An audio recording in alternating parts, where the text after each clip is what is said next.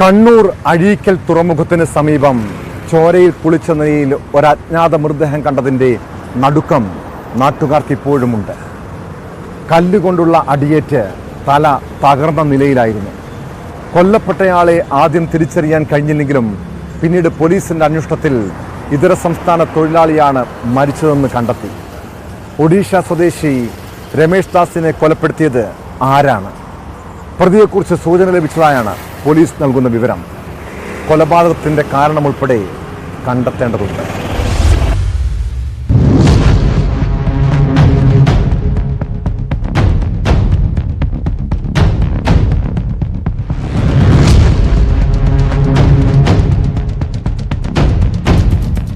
ചൊവ്വാഴ്ച രാവിലെയാണ് മൃതദേഹം ചോരയിൽ കുളിച്ച നിലയിൽ കണ്ടെത്തിയത്. കല്ലുകൊണ്ടുള്ള അടിയേറ്റ് തല തകർന്നിട്ടുണ്ട്. ആക്രമിക്കാൻ ഉപയോഗിച്ച കല്ല് സമീപത്തുണ്ട്. കൊല്ലപ്പെട്ടയാളെ ആദ്യം തിരിച്ചറിഞ്ഞിരുന്നില്ല. പോലീസ് നടത്തിയ അന്വേഷണത്തിലാണ് ഒഡീഷ സ്വദേശി രമേഷ് ദാസാണ് കൊല്ലപ്പെട്ടതെന്ന് വ്യക്തമായത്. വളപട്ടണം പോലീസ് ഇൻക്വസ്റ്റ് നടത്തിയ ശേഷം മൃതദേഹം ജില്ലാ ആശുപത്രി മോർച്ചറിയിലേക്ക് മാറ്റി.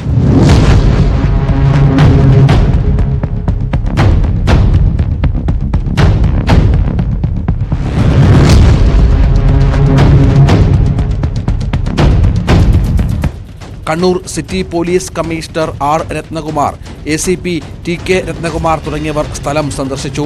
വളപട്ടണം CI സുമേഷിന്റെ നേതൃത്വത്തിലാണ് കേസ് അന്വേഷണം നടത്തുന്നത്. സമീപ പ്രദേശങ്ങളിൽ താമസിക്കുന്ന ഇതര സംസ്ഥാനക്കാരെ കേന്ദ്രീകരിച്ചാണ് അന്വേഷണം.